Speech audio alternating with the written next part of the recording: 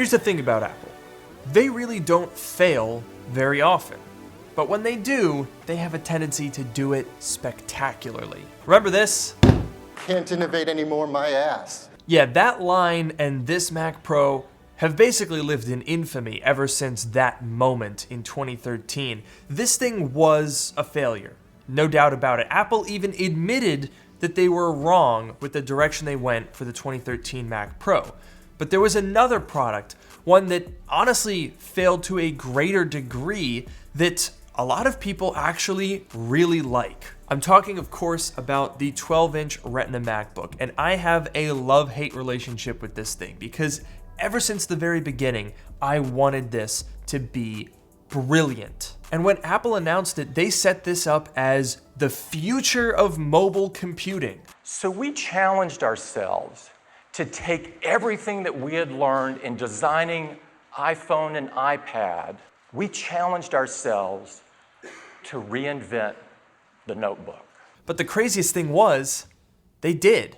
And we did it. Normally when Apple says that they're going to reinvent something, that just means taking away a port that you used to use or making it thinner. But this laptop is completely new. The technology required to make this laptop possible was more dramatically different from the previous models than Apple Silicon is from Intel.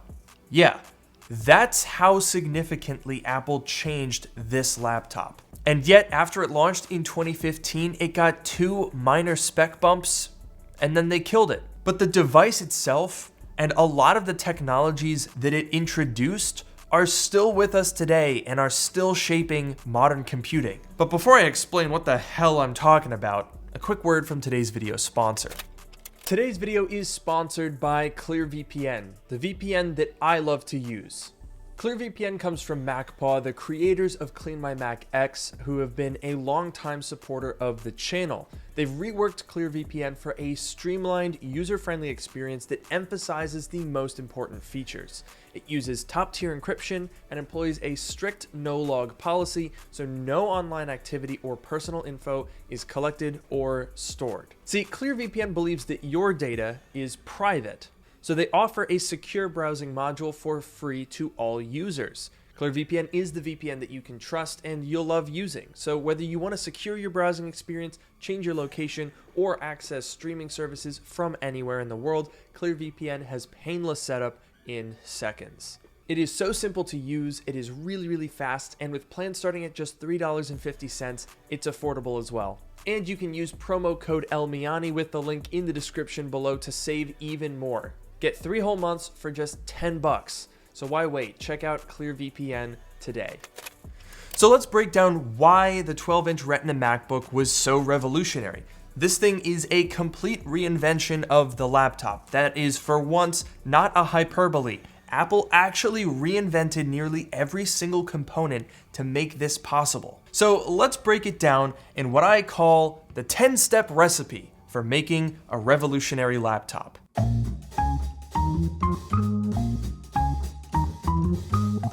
The first step is your goal, and the goal here was simple: make the most portable, radical laptop ever made. So step 2, we gotta figure out how big it needs to be. And the simple answer is the keyboard. It has a full-size keyboard. It goes all the way to the edge. That actually defines the size of the notebook. Apple didn't want to shrink a keyboard, they never have, they never will, so that is our defining characteristic.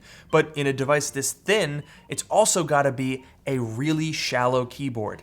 Enter the butterfly mechanism. And honestly, we don't need to get into that because we all know how that ended. So now that we have our keyboard, it's on to step 3, the display. And quite simply, it's gotta be a 12-inch panel because you can't fit anything that much larger anyway. But beyond just being small, this display has to be thin and light. So Apple came up with a whole new structure for building really thin display panels that are still bright. And honestly, it aged pretty well. This is an 8-year-old laptop and the display still looks really good. Step 4, the trackpad. There's not enough room in something this small for a traditional clicking trackpad, so we're gonna have to come up with something totally new. A solid-state glass trackpad with capacitors and electromagnets that simulate the sensation of a click. The Force Touch trackpad is legitimately one of the most incredible things that Apple has ever put in their laptops. We all kind of take it for granted now, but as a technology, it's absolutely brilliant. So things are looking pretty good so far. We've got our display and our input devices, but this being a portable device, you're gonna need some batteries. And how do you fit them in something this thin? Well, traditional rectangular batteries aren't going to work. So of course what you're gonna do, the obvious answer, is to come up with contoured terraced battery cells. In fact, we can get 35% more battery within the same space by these new contoured cells. Do you know how hard that is to do? I've actually got a bottom case for a 12-inch MacBook right here, and you can see how wildly shaped these batteries are. This is not something that you will see in any other laptop. And that brings us on to step 5, the logic board. We gotta fit a computer in this thing, and take a look at this bottom case. See this tiny little space up here? That's all the room there is for the computer. And this is it. This is the entire logic board for the 12-inch MacBook. This is quite simply the smallest logic board in any Mac ever made. Even Apple Silicon, the M2 MacBook Air, doesn't even come close to this level of size and density. But the other thing that you're probably not noticing on here is a fan. That's right, step 6, you gotta build the first fanless MacBook. Or sorry, as Phil Schiller put it, The device with the circular shape on the right, well, that's a fan with vent support. what the heck is vent support?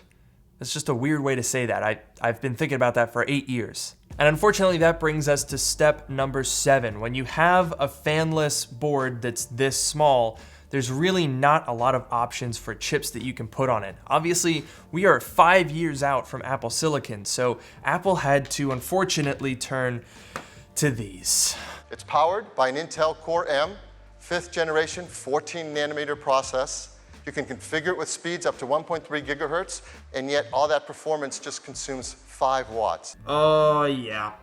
Yeah, and you could definitely predict how things were gonna end when they put those chips in the peak of Intel's complacency era, where they had basically no competition. Yeah, those chips are garbage. Not only are they unreliable, but they're painfully slow. That chip honestly doomed the 12-inch MacBook. Like, more than any other factor, that was the one that just didn't work. But that brings us on to step 8. And this one is a bit of a sneaky step. In fact, they only talk about it very briefly, but Apple came up with this system for combining the antennas for your Wi-Fi and Bluetooth with the speaker housing.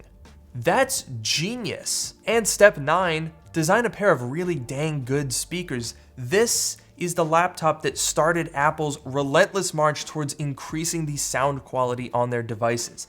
This was legitimately the best sounding laptop Apple had at the time, and it was also tiny. And finally, that brings us to step 10. You guessed it, it's USB-C. When you make a device that's this small, there's no room for ports. So, as Phil Schiller said, If we're going to have a port on it, let's make the most versatile connector we've ever put in a notebook. The technology behind this is a brand new standard called USB-C, and you're going to see it appear in more products. But first, you see it here. and honestly, he's not wrong. I mean, people made fun of the USB-C port back in 2015, but I think honestly it's aged pretty well. Apple was right about USB-C. And so when you combine all of these things, you've got a recipe for the most portable, most radical MacBook ever made. But you've also got a recipe for failure, because out of a lot of those technologies, some of them really didn't work. The butterfly keyboard, we all know how that ended. And this logic board, as impressive as it was to make something this dense, it was hideously unreliable, vastly underpowered, and it was just ahead of its time. It was too early to make something this thin and light and portable. But why not do it now? Ever since the rumors that Apple was switching to Apple Silicon, people have said, this is the perfect device for that. You could honestly pull a chip straight out of an iPhone and put it in this exact same design, fix the keyboard, and you'd have a great device. But the problem is, while this MacBook was too early to succeed, I think it is now too late for this design. The ship has kind of sailed. I mean, just look at the M2 MacBook Air. This is honestly pretty close. we're maybe 80% of the way to the 12-inch MacBook. So to have these devices exist side by side wouldn't really make sense. I think Apple took the more sensible decision of making a larger MacBook Air because there are probably more people that would want that extra screen real estate than would want that tiny extra little bit of portability. And in fact, this reflects a reversal in Apple's strategy in recent years. They used to be all about making everything as thin as possible, but that got them into some trouble. We had keyboards that were barely usable. We had MacBooks that thermal throttled. We had iPhones that bent. And after Johnny Ive left Apple, I think there was a reckoning there. They said, why are we doing this? Why are we so obsessed with making everything thin to the point that it compromises its functionality?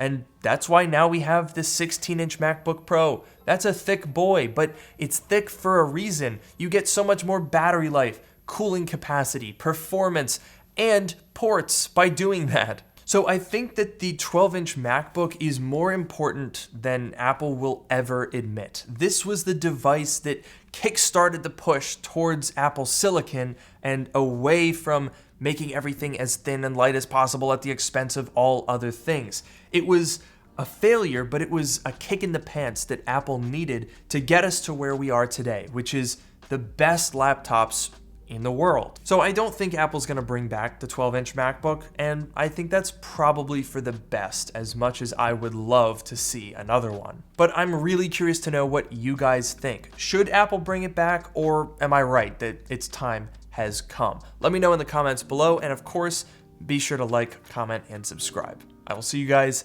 in the next one.